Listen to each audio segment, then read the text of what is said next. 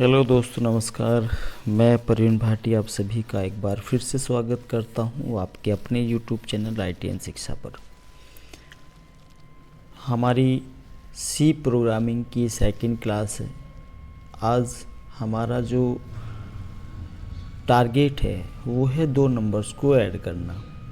ठीक है, आज हम सीखेंगे इस वीडियो में कि केवल स्टैटिक वैल्यू आज मुझे यहाँ पे देनी है और उसको 2 नंबर्स को ऐड करना है और सिंपल मुझे प्रिंट कराना है। एक छोटा सा प्रोग्राम मैं यहाँ पे बनाने वाला हूँ। ठीक है, चलिए, ये मेरी ब्लैंक सीट है, ब्लैंक फील है। अब मुझे इस फाइल को करना है सेव, तो Ctrl+S से आप अपनी फ़ाइल को सेव कीजिए। ठीक है, डेस्कटॉप पे चला जाता हूँ। जो भी नाम यहाँ पे दिया मैं कोई नाम चेंज नहीं कर रहा हूँ। ठीक है, अकॉर्डिंग यू चेंज कर सकते हैं। ठीक है, इसी नाम से मैंने एक फ़ाइल सेव की है। अब मुझे क्या करना है, 2 नंबर्स का प्रोग्राम मुझे बनाना है कि जहाँ पे मैं 2 नंबर्स लिखूं और उनको ऐड करूं और उसको प्रिंट करा दूं। ये आज का मेरा टारगेट है। ठीक है, चलिए, तो आपको लेना है एक वॉइड मैन। ठीक है, वॉइड मैन एक फंक्शन है आपका, यहाँ तक क्लियर है। इसके बाद एंटर कीजिएगा, कर्ली ब्रैकेट से अपने प्रोग्राम को स्टार्ट कीजिए। ठीक है, अब सिंपल यहाँ पे आपको एक वेरिएबल्स लेना है। ठीक है, वेरिएबल्स इन द सेंस होता है कि किस टाइप का डाटा आप उस वेरिएबल में स्टोर कराना चाहते हैं, तो वहाँ पे उसका एक डाटा टाइप आपको डिफाइन करना होता है सी के अंदर। ठीक है, चलिए, अभी मैं क्या करने वाला हूँ, इंटीजर वैल्यू मैं यहाँ पे लेने वाला हूँ। तो इंटीजर वैल्यू लेने के लिए आपको एक कीवर्ड यूज़ करनी होती है जिसको कहते हैं इंट। ठीक है, क्या कहते हैं, इंट।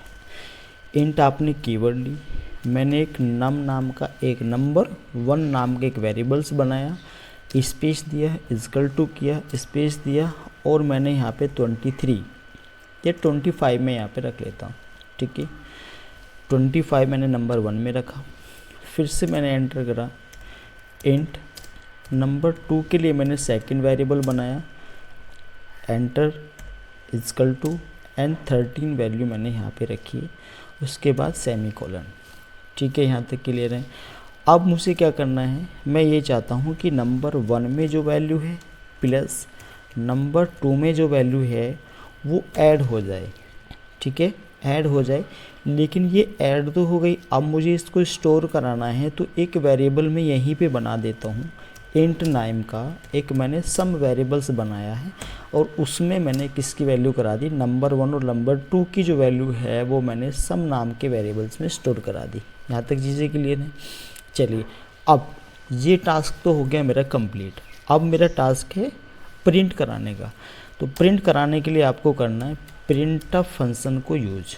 ठीक है, प्रिंटफ फंक्शन को यूज करना है, डबल इन्वर्टेड कोमा को लगाना है। यहाँ पे सिंपल कोई मैसेज आप दे सकते हैं, जैसे मैंने कहा कि सम ऑफ, ठीक है, %d and %d is %d। ठीक है, अब मैं यहाँ पे समझा देता हूँ कि %d मैंने 3 बार क्यों लिखा। ठीक है, यहाँ पे d नहीं लगा। ठीक है, %d मैंने क्यों लिखा, देखिएगा। देखिए, सम ऑफ प्रिंटफ का मतलब है कि जैसा इसमें लिखा गया है वैसे ही प्रिंट करेगा। ठीक है, कोई इसमें चेंज नहीं होगा। सम ऑफ ऐसे ही लिखा मिलेगा। अब %d के स्थान पे क्या चीज़ें मिलेंगी मुझे। ठीक है, देखिए, %d यूज़ किया जाता है सी के अंदर इंटीजर टाइप की वैल्यू को रीड करने के लिए। यहाँ तक चीज़ें क्लियर हैं। अब यहाँ से इस %d में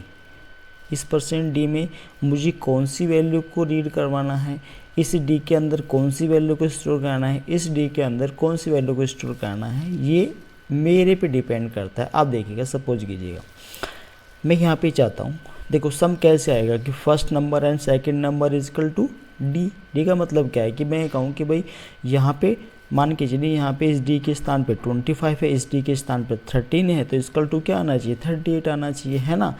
तो ऐसे ही मैं कर लेता हूँ कि यहाँ पे मैंने नंबर 1 लिया, पहले डी में मैं नंबर 1 की वैल्यू चाहता हूँ, फिर मैं नंबर 2 की वैल्यू चाहता हूँ, और बाद में मैं सम करना चाहता हूँ। क्लियर है यहाँ तक। चलिए, सिंपल सा मैंने एक प्रोग्राम बनाया। इसके बाद मैंने लिखा रिटर्न 0। मुझे कोई भी रिटर्न नहीं चाहिए, रिटर्न 0 हो।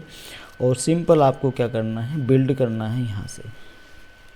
ठीक है, चलिए देखते हैं अपना आउटपुट क्या आता है। ठीक है, देखिएगा आपके सामने आया फर्स्ट वैल्यू आपके 25 एंड 13 इजकल टू 38। चीज़ें समझ में आ गई।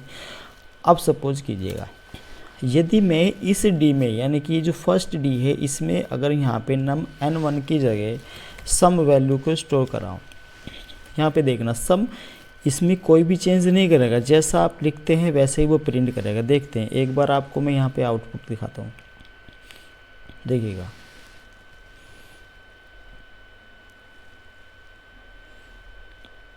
समझ में आया?